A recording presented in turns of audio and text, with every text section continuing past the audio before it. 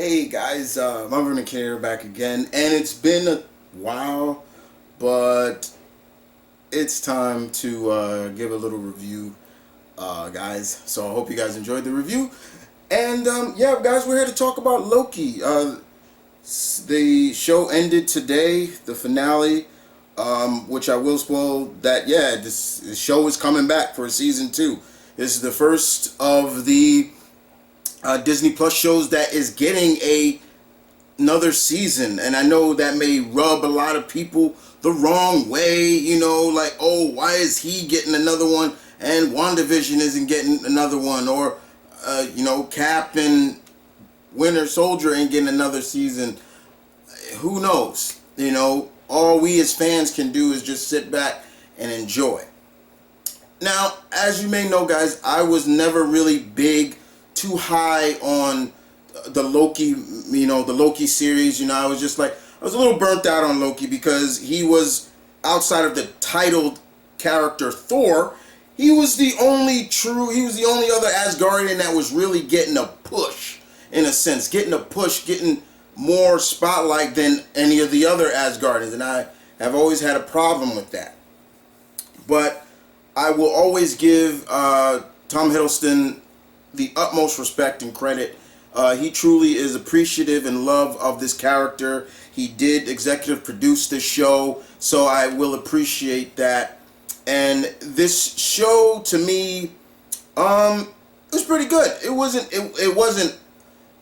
like, for me, it wasn't like, oh my god, this is so great, but I enjoyed the storytelling. What really sold me on this show was the time travel aspect. I'm a big time nut. I love that kind of stuff. And this show, I don't know about y'all, but this show really it felt a little bit like Loki meets Doctor Who.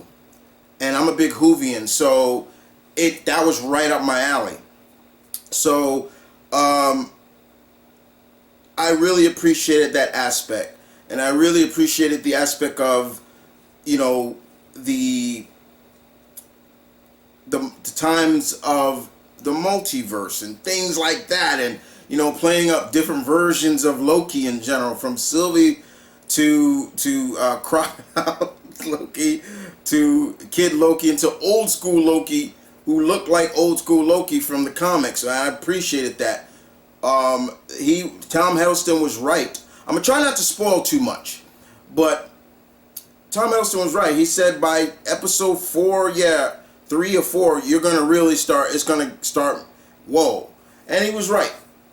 But I did like the aspect of the time traveling. I liked Owen Wilson in this. I thought he was really good as Mobius. I thought he really played the role to what we would expect from an Owen Wilson. To a lot of things we got to see a kind of more of a different aspect of Loki. Like, Hiddleston really dug deep into this character here. Like, he really, we kind of got to see more of him tap into, like, not just the funny comedic side, but also the drama of Loki kind of feeling like, what is his true purpose? Is his true purpose really, is he always just going to bring sadness and destruction to people?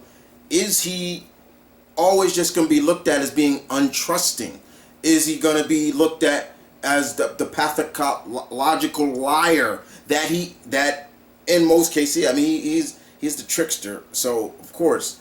But Tom Hiddleston brought it, and I was really impressed by how much he brought it. As we've seen him in all the Thor movies, and of course Avengers and things like that, he really brought it in this show. And the actress who played the female version of him, or Sylvie, she really was great too. I was like, yeah, I like this. Of course, yes, there was a time when Loki was a female, so I was glad that they brought that up.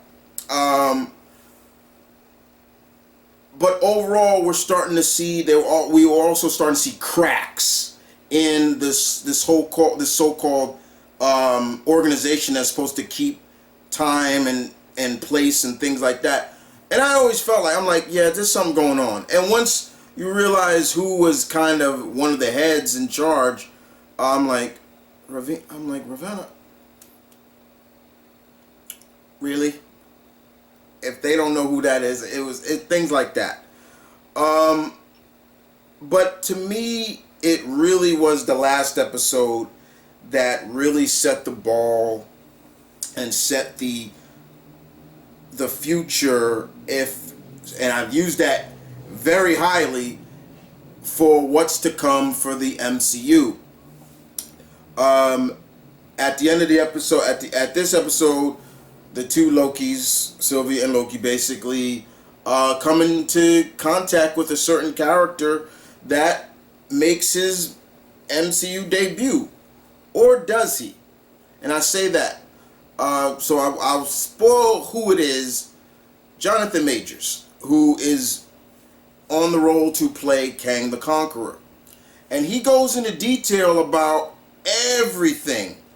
And it starts to make you, as me, and as a fan, and as a comic reader of Kang, soon as he came on, I'm like, he sounds different. He's acting very differently. Like, what I mean by that, it was like he was a little more impulsive, a little bit more like kind of kooky, and I'm like, that's not Kang. And then when he started to go into detail of certain situations, which I won't spoil, then I'm like, oh, okay, now I get it. And I was talking to a friend not too long ago, my friend Vernus, and he was like, that was somebody else. That was a different version of Kang. Now, for all those comic readers, my fellow comic readers out there, we all know Kang is a complicated character. And if you are trying to explain it to a non-comic reader, you're going to get a little bit like tongue-tied. I'm like, well, then he was this, and then he was that. Yeah, he's from the 20th century, but then he's this, and oh, and then there's a younger version of him and it's like, it goes willy-nilly. So in that case, yeah, when we saw this version of him, instantly, after my friend said it, I even started to think, yeah, that probably was a version of Immortus. And then he even gave me more clues into why it's him, why that's this version of Kang. And it goes back to the classic cartoon, the first X-Men, the first full X-Men cartoon, and the episode where, remember, if you can remember, where Bishop was stuck in the axis of time with that little janitor, psycho redheaded janitor, and he couldn't remember who he was, but then you saw at the end what happened. He turned into, and so shout out to Vernus for that, because he actually brought that to my attention. I was like, yo, that's a good eye. I wasn't even thinking like that. But yeah, this is just one version. But the future is what really kind of makes you like, oh boy, like what's to come next? And this now gets me even more pumped. For as pumped as I was, now I'm overswole for the fact of Doctor Strange and the Multiverse of Madness. Oh my God, now this really is gonna, and it makes you now even wonder more why the next show is What If. Is What If contemplating into what happened in Loki. I'm not saying it is, but it would make some sense. We saw a lot of branches opening it up now. So it makes you wonder.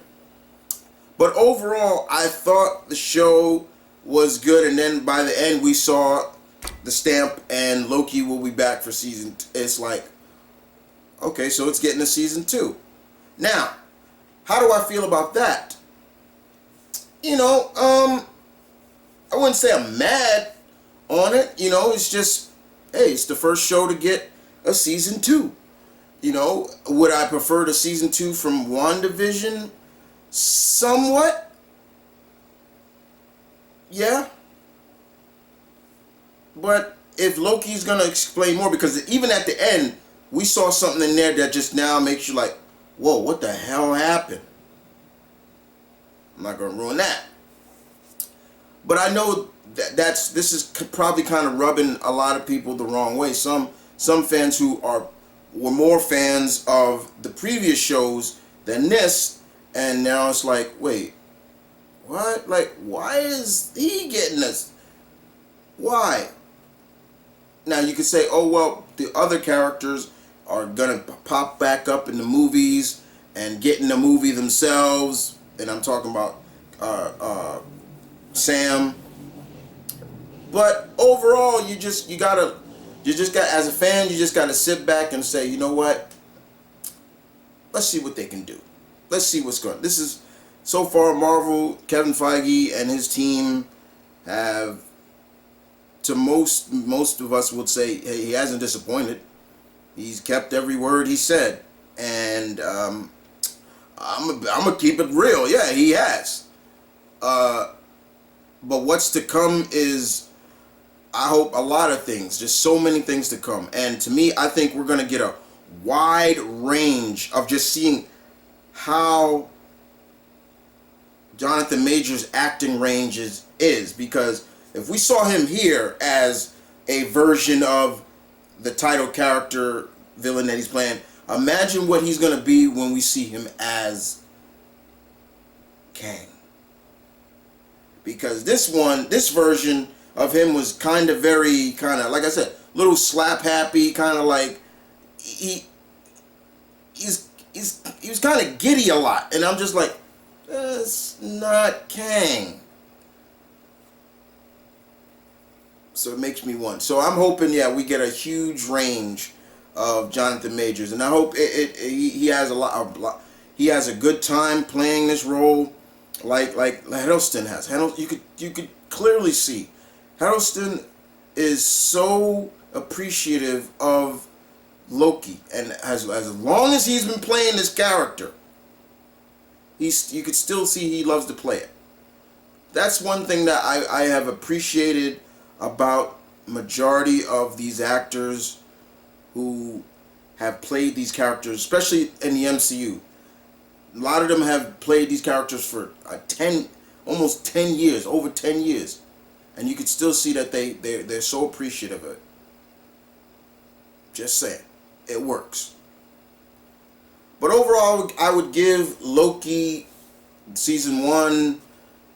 For me, I 8.5 out of 10. You know, like I said, for me, what gives it that rating is just, you know, the aspect of the time traveling. It felt a little very Doctor Who-ish.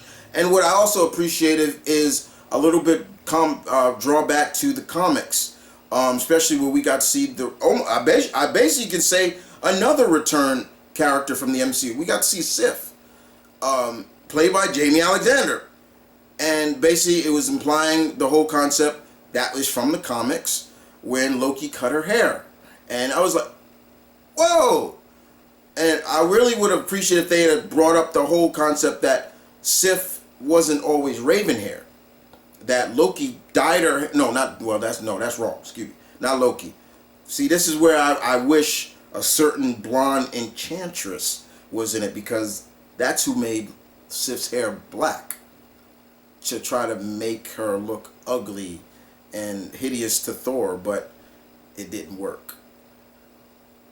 They're still missing a lot with the Asgardians. I'm just leave it at that. But other than that, guys, I did enjoy Loki. You guys tell me in the comment section below, what did you like about it? Did you hate it? Are you looking forward to the future? Are you looking forward to season 2? Please leave your comments in the section down below. As always, please don't forget to like, share, and subscribe my pack. Keep pushing the pack.